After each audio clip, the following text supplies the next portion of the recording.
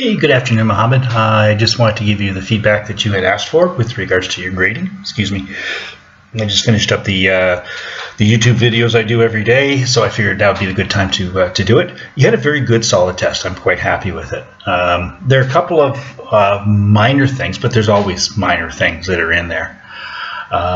One, I saw some confusion with regards to your fire stances a little bit. Now, the fire stances, the two fire stances work for all the fire meridians.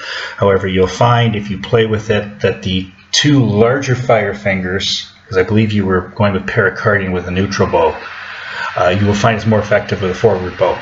So the two long fingers with the long stance, the two short fingers with the short stance. You can play with it and you will see there's a difference in the effect that they will give you. But that's minor. Like I say, that's minor.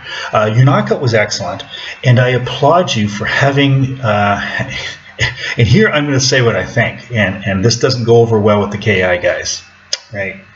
I think the KI guys do a great job of a lot of things, but oftentimes they do not catch their ukis when they fall. And I have a serious issue with that, and I've spoken out against that to Mark Klein and a couple of others. I'm very happy to see you catching your uki, because what they don't, especially being American, what they don't get is if that uki hurts themselves in the fall, there is no waiver that can be signed that signs off negligence.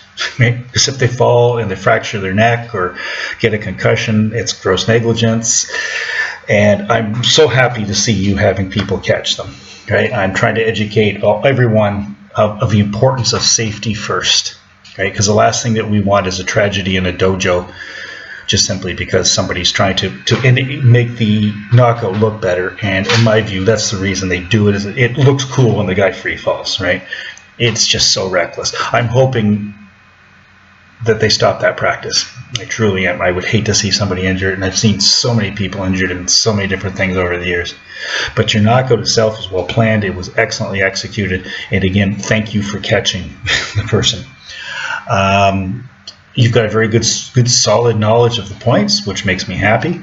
I find your root art to be interesting. I've not known very many people involved in ninjutsu.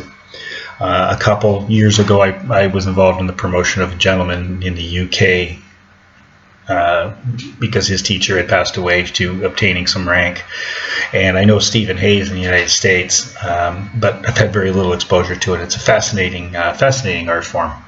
But your test went really, really well. You're using a lot of alarm points. I think you will enjoy in the future learning more about just how those things work, because that's a fascinating subject. Resuscitation. Personally, I've never seen the large intestine 10 used. I understand the concept of it. I haven't seen it used myself before, because that will definitely stop the energy flow in the long meridian very quickly if you needed to. I've got some advanced resuscitation I taught in the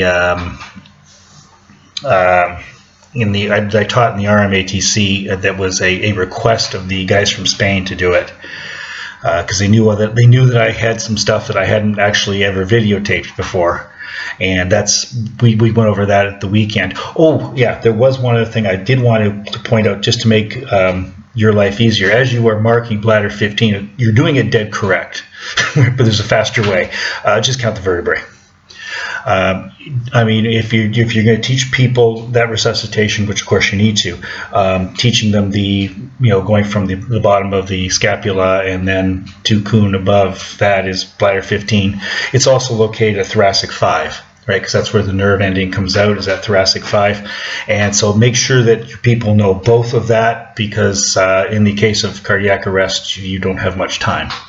So it's better to make sure that you've got those things, that particular spot marked. Someday in the United States, they're going to be doing that, teaching that to ambulance attendants and things like that, because it works. It causes epinephrine to be released into the bloodstream, which of course kickstarts the heart.